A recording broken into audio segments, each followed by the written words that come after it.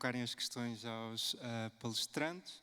E de Espanha passamos para o Brasil e dou a palavra ao Dr. Gilberto Natalini, que é médico cirurgião, coordenador do Ambiente, Clima e Saúde da Associação Paulista de Medicina. E o palco é seu, tem 15 minutos. Okay. Bom, boa tarde, amigas e amigos. Mais uma vez quero agradecer ao professor Luiz Campos pelo convite honroso que me foi feito para estar aqui nesse importante evento de saúde e meio ambiente, trazendo a experiência de São Paulo e um pouco também a experiência do nosso país. Cumprimento essa ilustre mesa aqui, que compartilho com muita honra, e queria dizer a vocês que o Sistema Único de Saúde do Brasil, o SUS, na minha opinião, foi a maior reforma sanitária, a maior reforma de Estado que o nosso país já teve. Foi uma coisa muito avançada, muito progressista, que tem atendido 75% do povo brasileiro no serviço público de saúde. São 150 milhões de pessoas que dependem exclusivamente do SUS, que não têm condições de pagar um plano privado de saúde, e 25%, em torno de 50 milhões, consegue ele ou o patrão dele pagar um plano de saúde. Então, vocês veem a importância do SUS, que se propõe a fazer medicina integral, gratuita e universal, com promoção, prevenção, cura e reabilitação. É uma ambição enorme para um dinheiro curto. O grande problema do SUS é o subfinanciamento. Desde que ele foi criado na Constituição de 88, no Brasil, foi um trabalho dos sanitaristas enorme, ele trabalha com pouco dinheiro, muito aquém do que a necessidade de saúde que o nosso povo tem.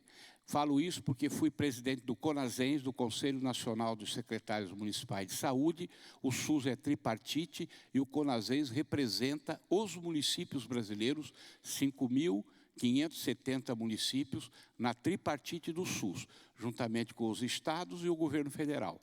Então, o SUS vem trabalhando e deu uma demonstração enorme na pandemia de Covid, onde o governo central se recusava a acreditar na pandemia, demorou muito para comprar vacinas, mas o Sistema Único de Saúde, através dos seus atores regionais e municipais, avançou no processo e mesmo com a morte de 700 mil brasileiros, se não fosse essa ação dos entes do SUS, dos profissionais do SUS, nós teríamos tido uma tragédia de mortes muito maior. E o povo brasileiro reconheceu isso e ficou muito agradecido ao Sistema Único de Saúde. Estou dizendo isso porque hoje, diante dos desafios das mudanças climáticas, da degradação ambiental, que todo mundo sofre, inclusive o nosso país, de forma muito particular, nós precisamos, obviamente, fazer com que o sistema de saúde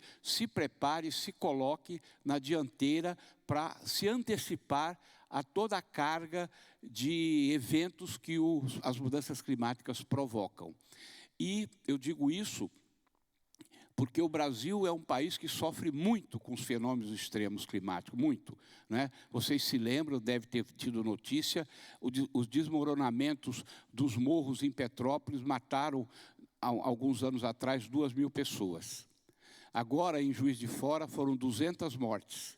Em Ubatuba, no interior de São Paulo, no Rio Grande do Sul, onde a gente tem tido, fora as questões das queimadas, das intoxicações por fumaça, as grandes queimadas que perpassaram o Brasil, as secas prolongadas no Pantanal, enfim, nós temos sofrido muito.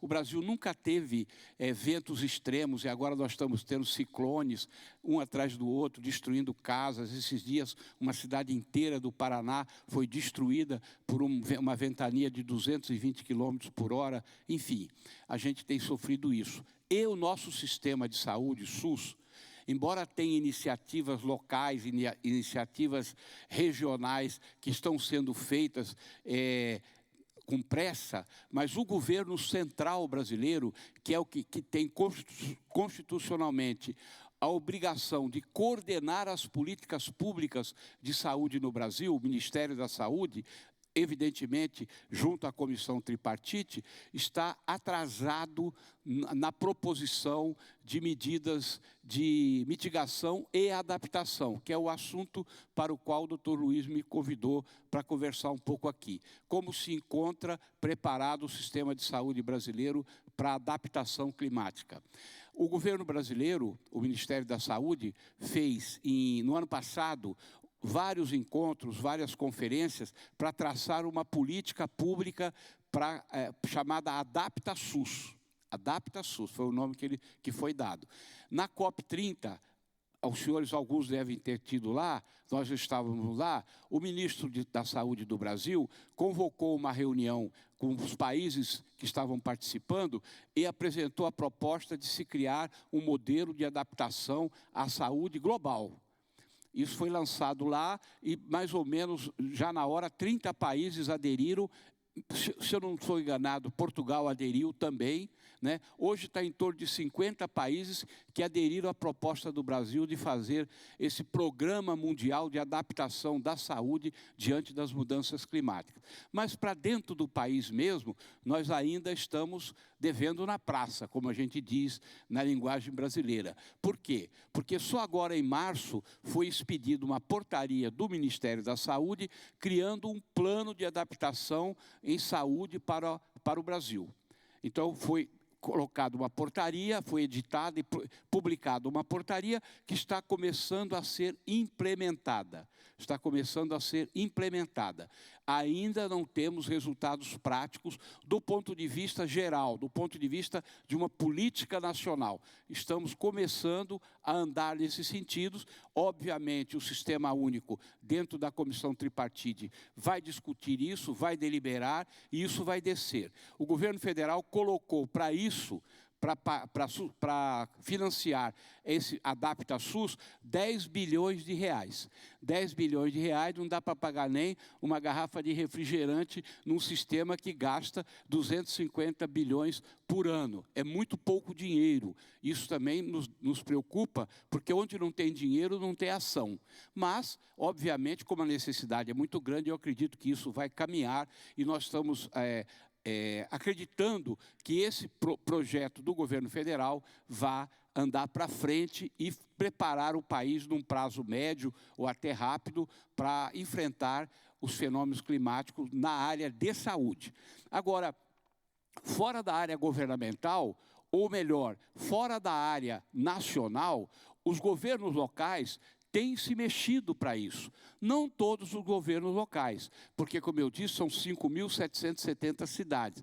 A metade dessas cidades tem 20 a 25 mil habitantes. São cidades pequenas que muitas vezes não têm orçamento nem para pagar o salário do prefeito. Então, eles precisam de dinheiro federal, de outras fontes, para poder fazer os seus planos. Mas, por exemplo, cidades grandes, que já têm mais liberdade financeira, como São Paulo, como Rio de Janeiro, como Curitiba, como Niterói. Niterói é um paradigma, é uma cidade que está muito avançada do ponto de vista das questões climáticas, inclusive na saúde. Eles têm já um programa de adaptação dentro da cidade, um projeto que está sendo colocado em prática para preparar a cidade no ponto de vista do atendimento, da atenção à saúde na questão climática. São Paulo também tem feito bastante coisa com a Secretaria Municipal de Saúde, com dinheiro próprio, com dinheiro do Tesouro Municipal. Tem feito bastante coisa, como projetos de vacinação. Na Covid, São Paulo foi nomeada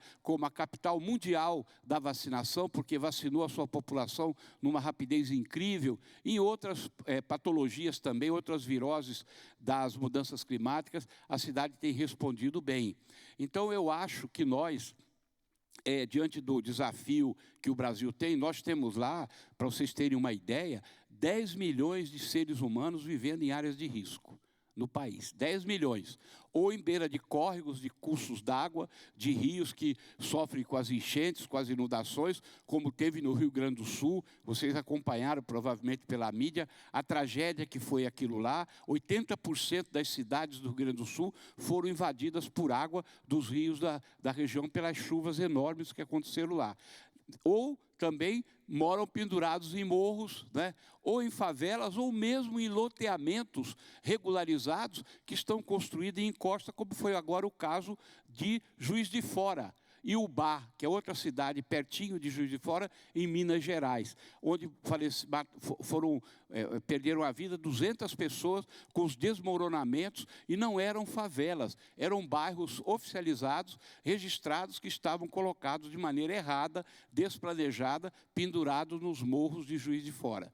Nós temos no Brasil as cidades com as geografias muito acidentadas e muita gente mora em locais que, com as chuvas, obviamente, poderão vir abaixo. E isso tudo, o sistema de saúde brasileiro precisa ter em conta. E a gente ainda não tem, eu repito, um plano nacional funcionando. Mas nós temos, por exemplo, uma iniciativa de um arquiteto chamado Vital Oliveira, que o doutor Luiz deve ter conhecido lá quando foi fazer a sua palestra lá na Associação Paulista de Medicina. Ele é membro da nossa Comissão de Saúde, Clima e Meio Ambiente da Associação Paulista de Medicina. Ele tem uma associação chamada Hospitais Saudáveis.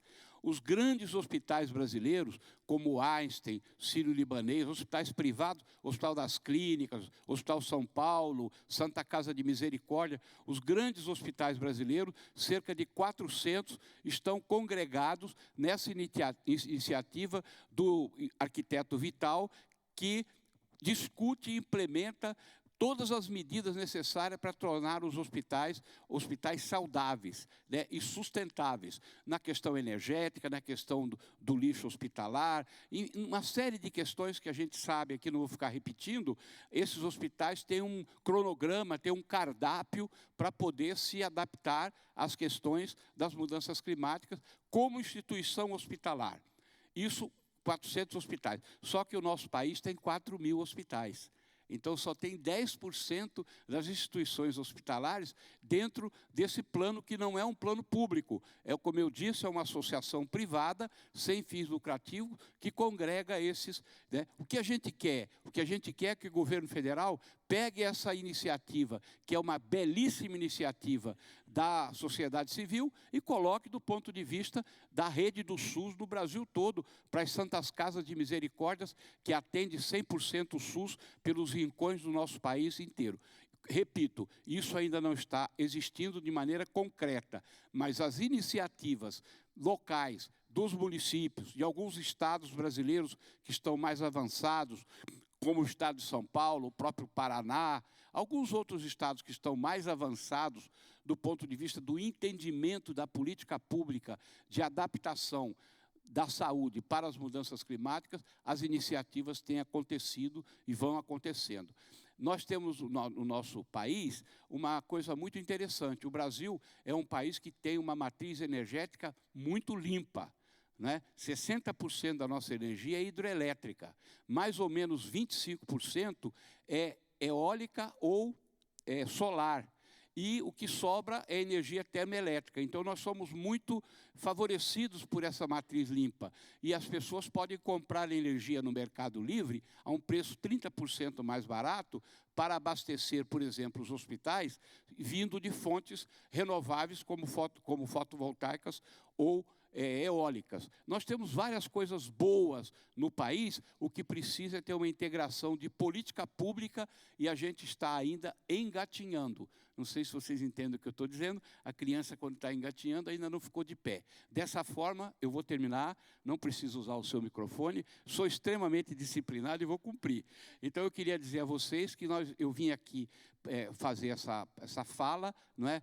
Com muita esperança de que o nosso país possa realmente ter uma política nacional que funcione, que seja efetiva. Por enquanto, nós temos um projeto, um plano que está sendo construído, está sendo debatido com os outros entes da federação, e que provavelmente se transformará numa política pública muito em breve de adaptação da saúde pública através do SUS. O SUS congrega também toda a saúde privada. Onde o SUS vai, a saúde privada vem também, para as mudanças climáticas. Terminei, meu amigo. Obrigado.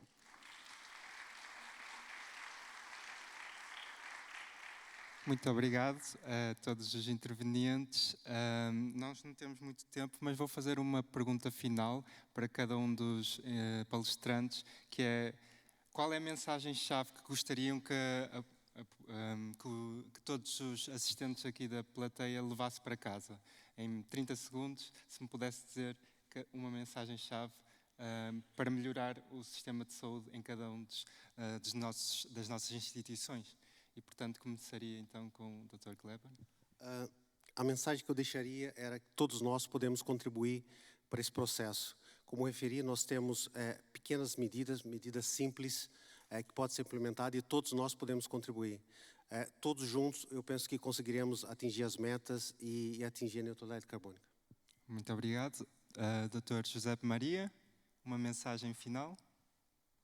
Mi mensaje final, José. Tenemos que ser carbon neutral en 2040. Esto es la respuesta a la crisis del clima. Y para esto es imprescindible un aumento exponencial de los esfuerzos de los gobiernos con estrategias sólidas, objetivos bien definidos, financiación y evaluación. Muito obrigado. E, finalmente... Pois não. Olha, eu vi uma pesquisa há 3 anos atrás, uma pesquisa popular lá no Brasil, que dizia que 93% das pessoas sabiam do problema das mudanças climáticas. Sabiam, tinham conhecimento.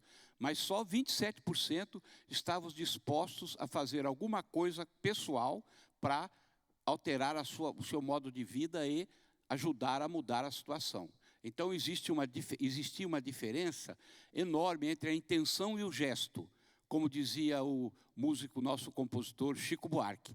Qual é a minha mensagem? Que a gente possa sair daqui e continuar o nosso trabalho para diminuir essa diferença entre a intenção e o gesto. Ou seja, cada vez trazer mais pessoas para deixar de ser só o conhecimento e partir para a ação prática para a gente vencer esse desafio, que, na minha opinião, é o maior desafio que a humanidade já enfrentou em todos os tempos históricos. Essa é a minha mensagem.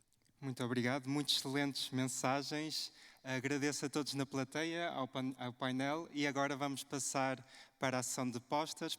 Está disponível lá em baixo, à nossa esquerda, e muito boa tarde, e agradeço.